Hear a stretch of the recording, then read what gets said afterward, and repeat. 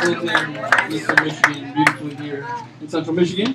I love you, Aaron. And like you said, we got some, some funny guy coming up here. This guy's been here a few times. Getting better every time. Give it up for Nick. Woo! Thank you. Thank you. So your name was Aaron. Aaron. Give it up for Aaron. Come on, guys. That's really awesome. Seriously. And Jake. Okay. Hold on. I don't need a chair.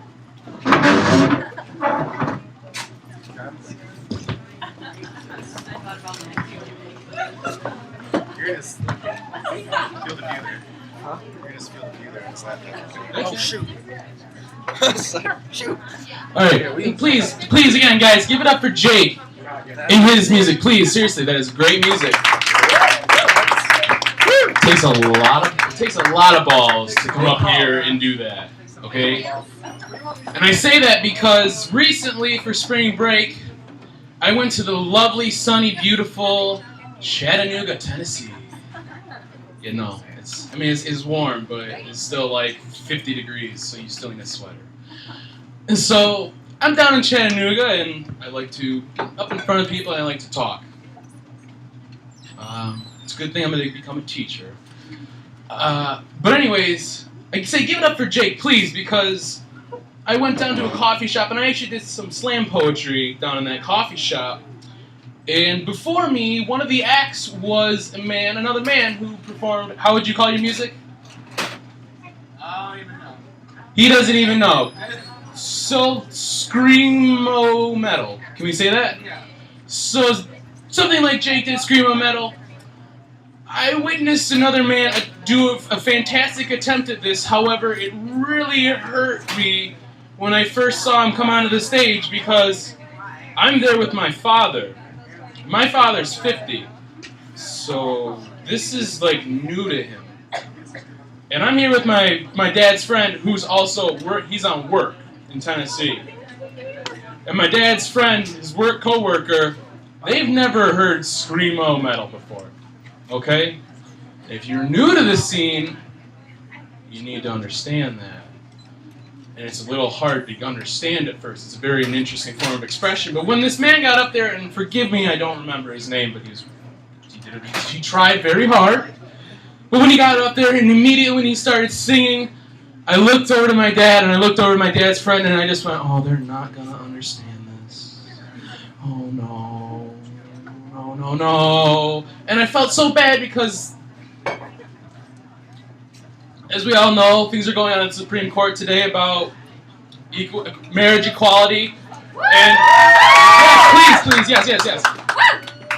yes. And this guy, okay, my dad's pretty all right guy, but he's still caught off guard with different sexuality stuff. So when this guy started screamo singing, "I want to suck your cock off," I just looked at him and I went, I should really go outside right now and just not be here for this. Because it was this weird interaction I had to have with my father listening to this guy suck his cock off, and I don't know how to listen to that with my dad. That's the only uncomfortable part. Do whatever pleases you, because a lot of people can never figure out what pleases them. Please though, do that. But in Tennessee, for those of you who are not geographically inclined, by the way, please read a map. They're very important. For those of you who are not geographically inclined, Tennessee is in the Bible Belt. And this week in the Bible Belt, I was there. It was wrapped pretty tight. And I say that because I met Southern Hospitality, where everybody's very nice, they're very helpful. I was talking to a waitress, and she was telling me, oh, well, you're here for spring break, you should go check out the train museum, you should go check out the art exhibit, you should go to the aquarium. By the way, go to an aquarium, guys, seriously, sit in front of a fish tank for 20 minutes. You will transcend reality when you watch fish in a tank bigger than you. But Southern Hospitality extends so far, I was a little scared that this lady was almost going to give me her social security number Like, they're really forthcoming with everything. And with forthcoming with everything, tied with the Bible Belt, Southern, very religious woman, very old religious woman, I ran into her. And you would just be surprised. I came across her in a bookstore called All Books, which really should have been called All Books and a Fuck Ton of Yarn. Just boxes and boxes, just full. Especially the science section, because you'll understand when I say next that this lady thought the Earth was only 6,000 years old. Okay, it's not. Okay, we've done our homework. It's a little bit older than that by like infinity. Okay. And it was really scary. She's like, "You ever heard of the four moons theory? Oh, you need to look up that." And then she pulls up a link to Fox News, and I'm just like, "Oh, you're so wrong." No, seriously. These people. Okay, the scariest part about Fox News is that people believe that this shit's real. No, okay. There's Sean Hannity. I think Bill O'Reilly's the devil, but Sean Hannity is like, what's the two characters from Hercules? Anybody? Come on, somebody watches Disney here. Come on. One of you. Nobody? There's a lot of characters. From Hercules, the two minions. Who be they? Well, okay, Sean Hannity's like the minion of Bill O'Reilly. Because there was a woman, Zerlina Maxwell, who's talking about how men should be taught not to rape. And he just said, "Well, wait a minute, you're just going to tell some guy that he can't rape?" And she's just blank stared at him like, "Yeah, you piece of shit." It was in her mind. I mean, like, she couldn't say that on public television, but like, "You piece of shit." Yeah, I'm not an object. I'm a person. And that's the scariest part, is that people think that Fox News is like the real deal. It's scary. It's ridiculously scary. Okay. But anyways, back to Southern religious woman. The science section was definitely blocked with all the flippin' yarn, because she got really interested in weird, like, where are you from? And by the way, she has Alzheimer's, so I had to treat her really nice because, like, she's gonna die soon. So, oh, just cut the shit. She's gonna die. You're gonna be here one moment, and then you're not gonna feel it, and you're gonna be like gone. You're gonna be gone. So she's a very nice old woman, and I congratulate her on her hospitality, and I criticize her on her religion. And I say that next because she asked me, "What are you? Wait, you're from Michigan? Are you a Democrat? Wait a minute, what part of Obama's plan did you vote for? Just name me one thing. Name me one thing." And I'm like, "Dude, lady, just stop. You're gonna die soon. Educate yourself. Do something nice." And like, seriously, if you think the Earth is like, okay, you can think the Earth is 6,000 years old, but you can't serve on Congress if you think that. Seriously, there's a woman who even raised the number. She lowered the number. She said, "I think the Earth is no more than 4,000 years old." What was the preceding sentence after that I read? She is serving on the 113th Senate's Science Committee. Woo! No, you didn't listen. She thinks the Earth is no more than 4,000 years old, okay? It's not that she's a woman, it's that you are horrendously miseducated. Horrendously. Anyways, Chattanooga, Tennessee was the great part of my month, and it was spectacular, and I love the sound of blenders in the evening. It's okay, I understand, somebody's paying you, that's how life works. You pay people, and then we die. And taxes, money, death, you heard the thing, yeah, blah, blah, blah. So, that was the great part of my month, and I have a trigger warning here, it's jokes about death, so if you're uncomfortable with that, oh well. Hey, Nick. Yeah. Take a look to your right. What? Chill. Oh. Okay.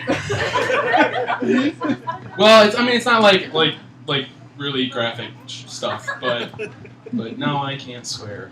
You've taken away my words. You took my words away. Okay, well, it's not graphic by any means, but it's unfortunate when we have people pass away in our lives. Please understand that, and I hope to understand that as much as you do. I had a friend recently who passed away. His name was Sean Schaus, and he wanted to do stand-up comedy, is what I heard. One of the things that he wanted to do, and I would like to tribute this. I hope this would be what, to his standards, he would like. But the thing I like to think, though, instead of that he's gone and that he's in a box somewhere, is that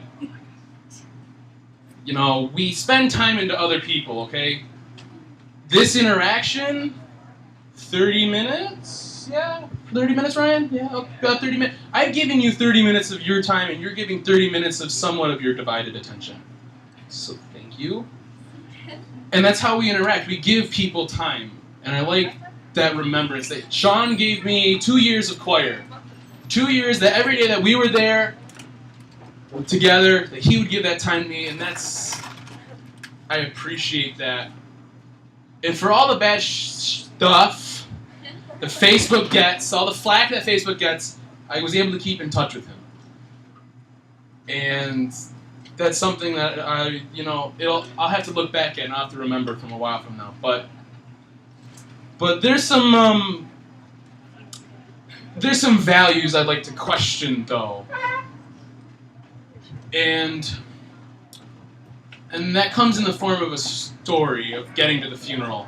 The viewing was last Wednesday, and I'm sorry. The viewing was last Wednesday, and I was very thankful that my family friends Blair and Lydia could come and pick me up.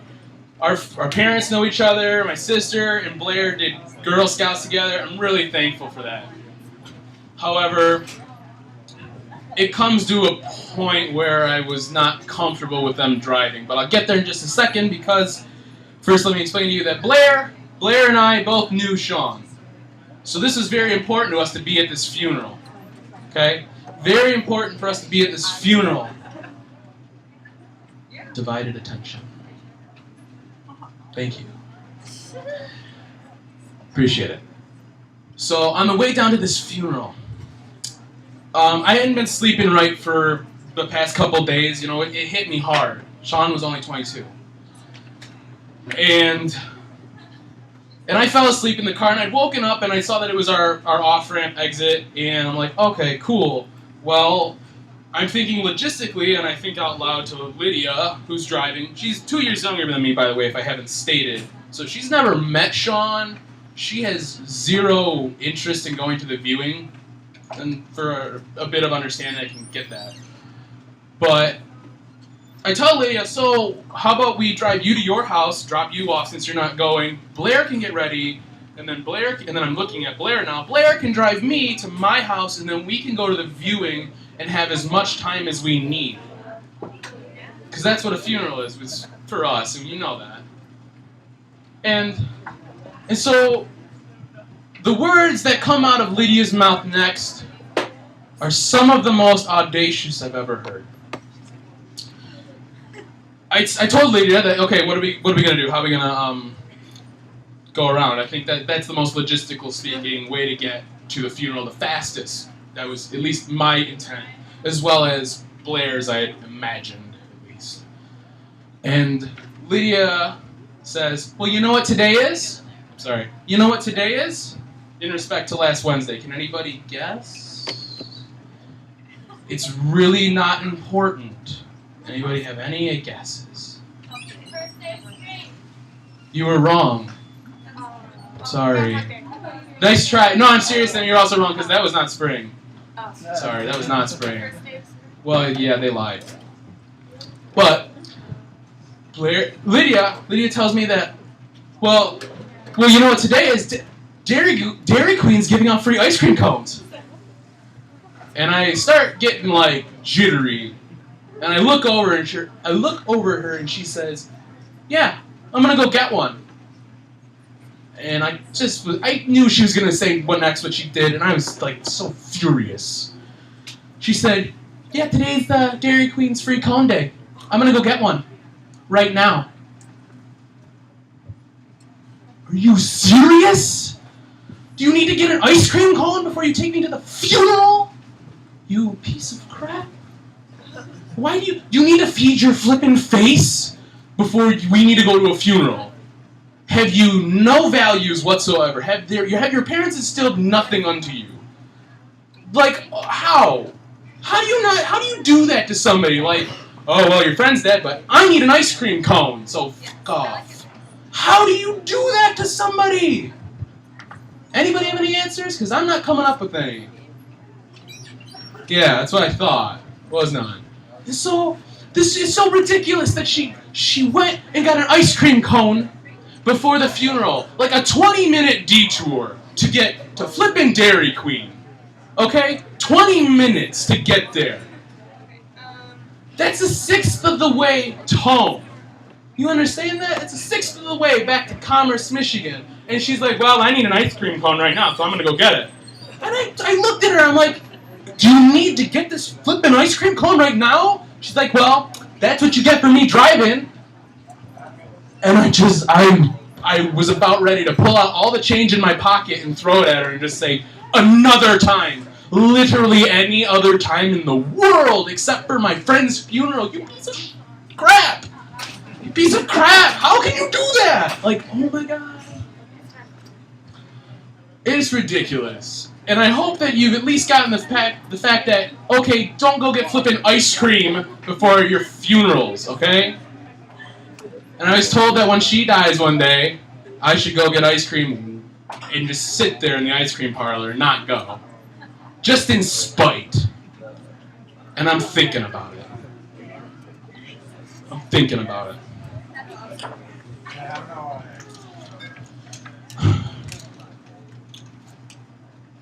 Ooh, attention. But that's an incident that, like, it's a general frustration that I think we're all allowed to have, is that why would you, piece of crap, go and get ice cream before a funeral? I get upset over a lot lesser of things, okay? And if you've ever... I rode my bike here today, and if you've ever seen it, it's the bright orange one I call $400. Yeah, I worked for that. I worked hard for that money. I worked at a Christian camp for that money. Yeah, that's right. Clap for that stuff, because they're incredibly lovely and nice, but they are not going to listen to you. This lady, I had a lady seriously there. She's like, I think the Earth's going to end on December 21st, 2012. And she said it like it's a fact. She said it like a fact from that book. Yeah, like she's like, well, I'm reading it from a book. She said it like that. Do you think that's acceptable? I don't. But I get upset over the worst things. Like St. Patrick's Day, for example. I hate drunk people. No, it's a hate. A level of hate that simmers forever in my soul. With people who drink to get wasted! Okay? If that's what you love about life, is getting wasted and blackout drunk, you need to rethink what you're doing in your life. Just saying, okay? If I may. But anyways, I get upset over the really crappiest of things, okay? I was riding my bike once again at the speed of infinity over to the library to go for a group study project. Yes, on St. Patrick's Day, because I'm not a drunk, nor am I Irish. I'm not going to celebrate that. Why? Not Irish. Yeah, it's red hair, but it's not that. So I'm riding my bike over to the library, and these three bros from like a fraternity, they're just like, they're taking up all of the sidewalk, all right? They're just filling it. And I have zero room with my handlebars to get by, and I'm about ready to clip these guys because I can tell with their drunk stagger that they're drunk. What? Why are you on the sidewalk? Because it's the fastest way there. Get on the road. There's a bike lane. No, I'll tell you about that one in a second. Think about that one in a second. Even when I'm in the bike lane. Nobody likes bikers. I tell you that again and again and again. It's that age-old adage, people hate bikers. The pedestrians hate them, and the people who drive cars. It's true. It's fucking true. Sorry. I don't care. Where is little one? She away. She's gone. Oh, fucking awesome! Sorry, sweet. That's really nice. I don't know how I'm gonna become a teacher one day, but I'll figure it out. I just realized that. It's like you take words away of me. I can't swear. It's my frustration. Anyways, okay, so I'm riding my bike, and these drunk dudes are like taking up all the sidewalk, and in my mind, I'm like, dude, get out of the way. Get out of the fucking way! Out of the way! And then he finally does this. Because this, stepping over to the side, is so much easier than me slamming on my brakes and falling off and cracking my skull open, okay? This is a lot easier than, okay? And so the guy, and I'm like, dude, get out of the way, out of the way! And he finally like gets out of the way. I'm like, thank you.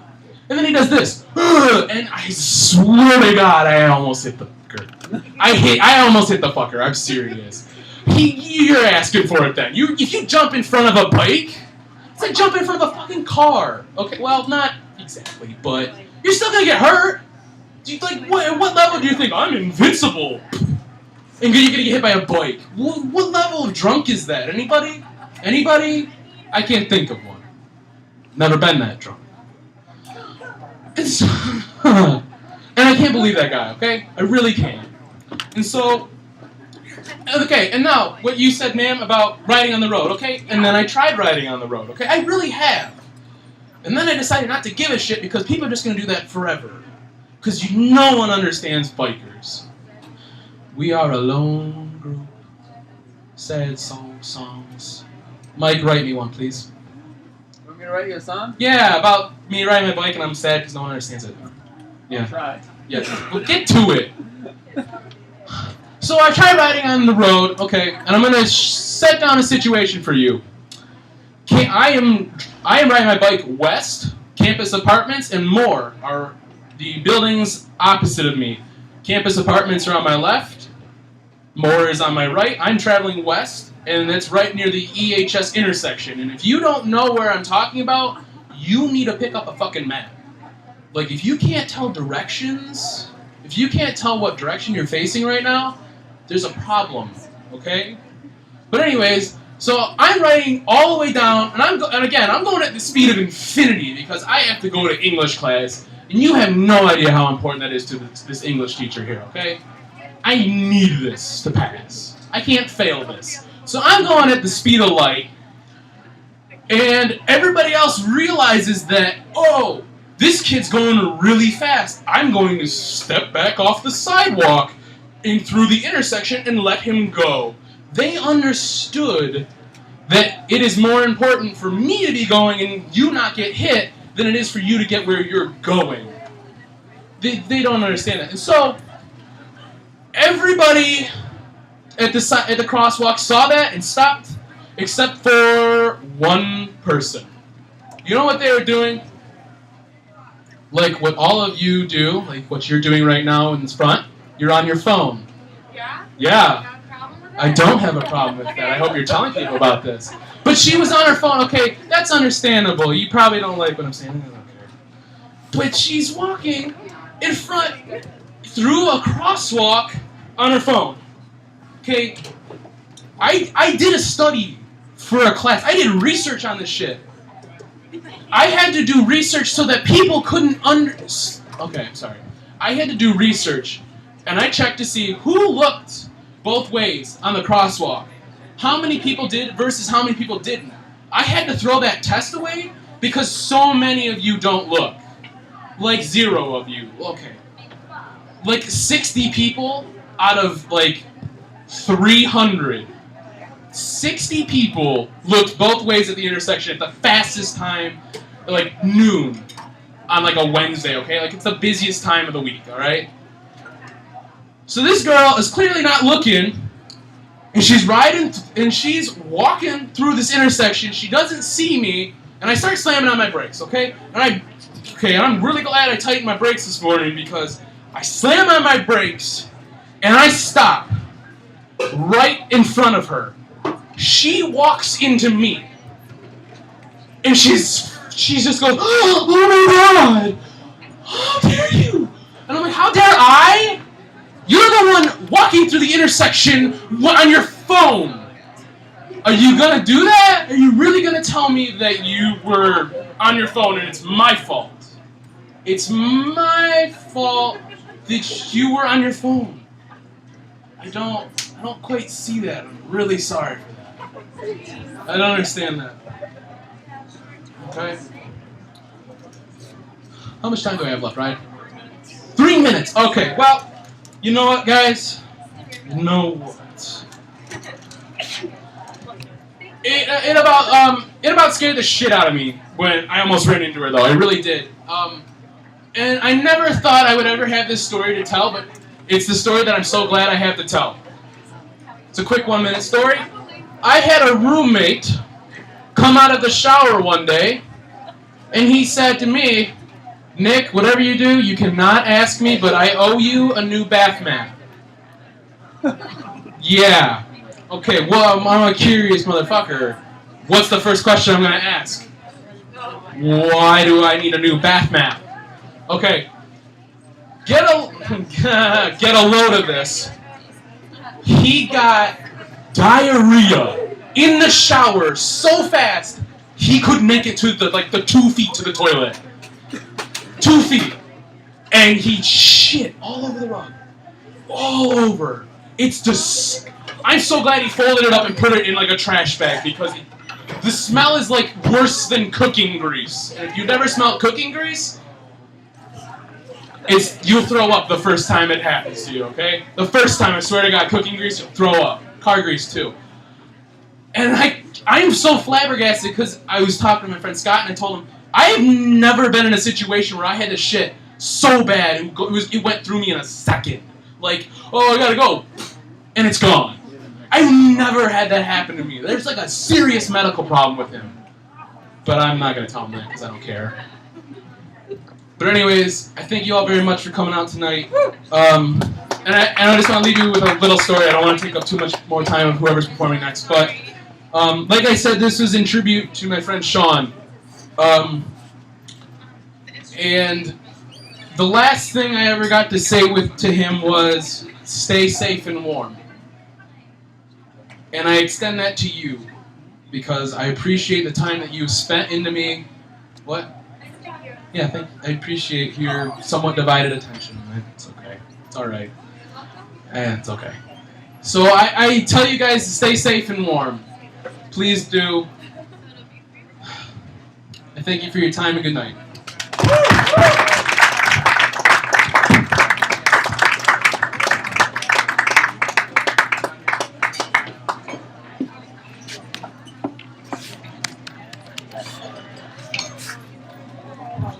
Give it up for Nick.